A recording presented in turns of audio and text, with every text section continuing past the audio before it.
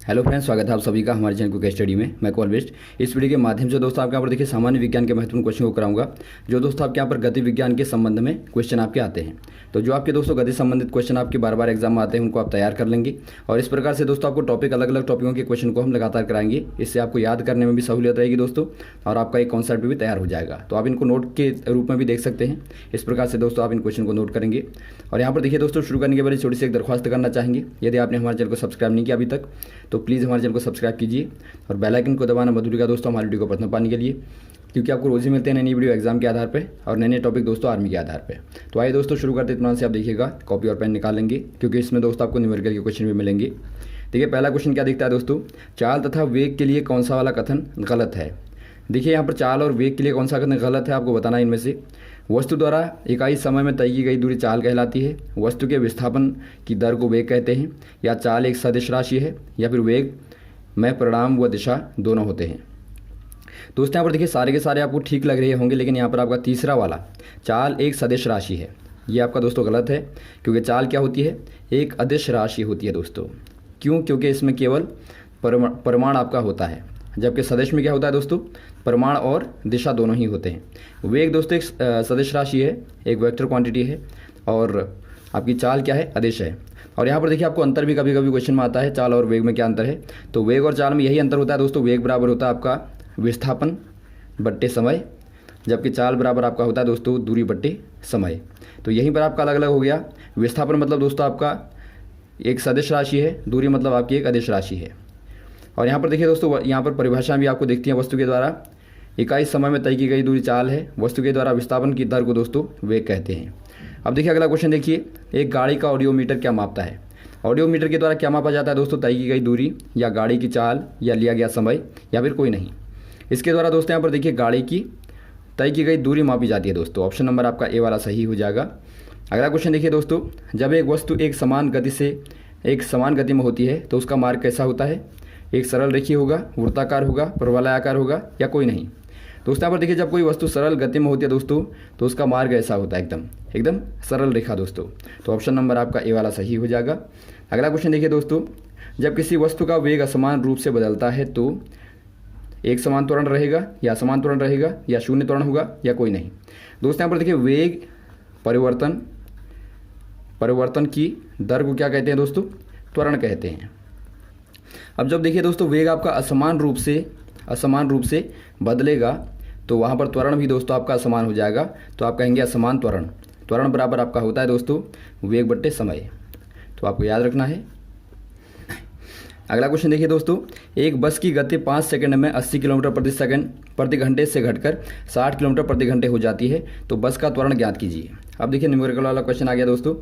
अब देखिए आपको त्वरण जो दिया आपका मीटर प्रति सेकंड का स्क्वायर में दिया है, लेकिन यहाँ पर आपको चाल किलोमीटर प्रति घंटे में दिया। आपको ध्यान देना है, तो चाल को आपको काय में बदलना पड़ेगा, मीटर प्रति सेकंड में बदलना पड़ेगा। तो पहले देखिए दोस्तों आप क्या करेंगे, आप त्वरण को निकालेंगे कैसे। आपने समीकरण पढ़ी होगी दोस्तों गति की, पहली वाली समीकरण जो आपकी होती है, v बराबर u प्लस at आपका होता है।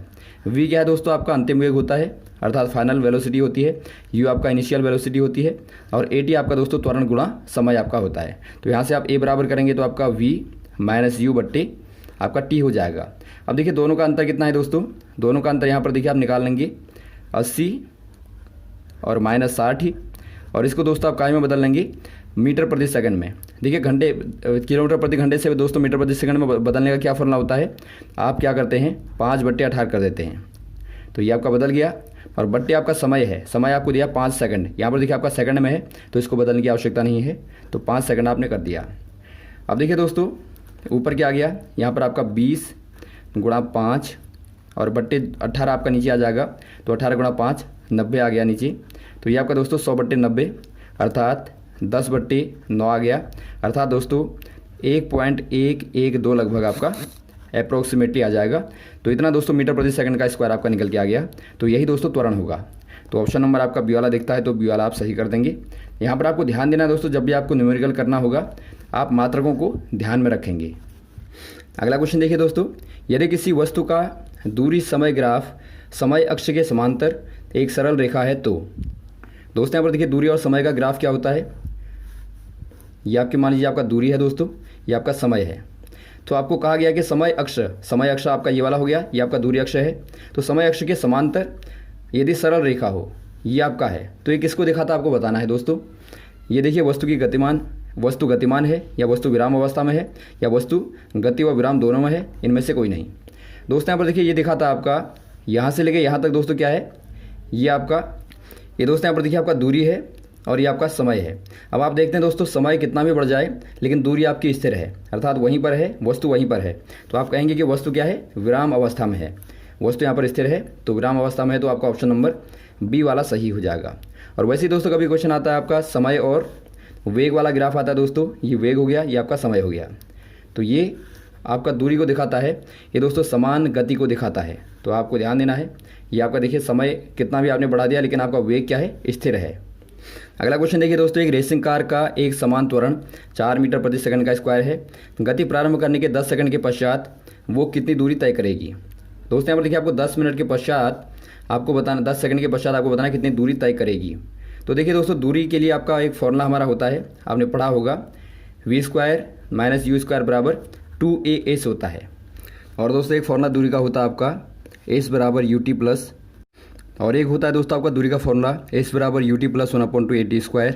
तो यहाँ पर देखिए आप कौन सा इस्तेमाल करेंगे, यहाँ पर आप ये वाला इस्तेमाल करेंगे दोस्तों, क्योंकि यहाँ पर देखिए आपको टी भी दिया है और त्वरण भी दिया है। और यू दोस्तों आपका यहाँ पर देखिए इनिशियल वेलोसिटी जो आपकी है वो आपकी 0 हो जाएगी। तो एस बराबर आपका ये 0 हो गया प्लस 1/2। ये दोस्तों आपको देखिए प्रारंभिक त्वरण कितना दिया है, 4 मीटर प्रति सेकंड का स्क्वायर। तो आपका गुणा 4 कर देंगे, गुणा t² मतलब आपका समय जो आपका दिया है दोस्तों 10 का स्क्वायर। तो यहाँ से आपको मिलेगा 1/2 गुणा 4 गुणा 100 बराबर दोस्तों आपका 200 मीटर निकल के आ गया। तो ऑप्शन नंबर आपका बी वाला सही हो जाएगा। आप यहाँ पर केवल ध्यान देंगे जो आपके मात्रक हैं वो आपके दोस्तों एक ही में होने चाहिए। अगला क्वेश्चन देखिए दोस्तों, किसी पत्थर को ऊपर की ओर ऊर्ध्वाधर फेंका जाता है और 5 मीटर प्रति सेकंड इसका वेग है दोस्तों। यदि गति के दौरान पत्थर का नीचे की ओर जो लगने वाला दिष्ट त्वरण है दोस्तों वो 10 मीटर प्रति सेकंड हो, तो पत्थर द्वारा तय की गई दूरी आपको बतानी है, अधिकतम दूरी आपको दोस्तों बतानी है। अब यहाँ पर देखिए जब आप कोई पत्थर फेंकते हैं ऊपर की ओर, तो अधिकतम जहाँ पर दूरी होती है, मैक्सिमम जहाँ पर हाइट होती है दोस्तों, वहाँ पर आपकी फाइनल वेलोसिटी क्या होती है, 0 होती है। तो आपको क्या बताना है, आपको बताना है। और नीचे को देखिए, नीचे को लगने वाला जो आपका त्वरण होता है दोस्तों वो आपका माइनस में होता है, -a आपका होता है नीचे की ओर, जो वजन के कारण नीचे की ओर लगता है। तो ये आपको यहाँ पर दिया है, यहाँ पर 10 दिया है तो आप माइनस में लेंगे, -10 मीटर प्रति सेकंड का स्क्वायर। तो देखिए क्या होगा दोस्तों, आप कौन सा फॉर्मूला लगाएंगे, यहाँ पर आपको निकालना क्या है कि तय की गई अधिकतम ऊंचाई। तो इसके लिए दोस्तों आप क्या इस्तेमाल करेंगे, v² - u² बराबर 2as। तो यहाँ से आपका s बराबर आ गया v² - u² बट्टे 2a।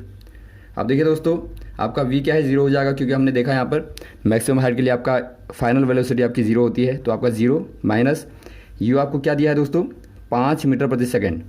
तो 5 का स्क्वायर हो गया बट्टे यहाँ पर आपका 2 × a आपका क्या है, माइनस का 10।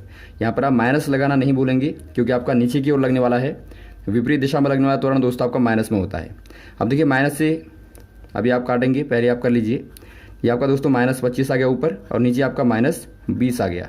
तो माइनस से माइनस कट गया, बराबर दोस्तों आपका 5 से ऊपर नीचे काटेंगे तो आपका 5/4 आ जाएगा। इसे भी आप काटना चाहेंगे तो आपको क्या मिलेगा, 1.25। तो इतना मीटर दोस्तों आपका निकल के आ गया।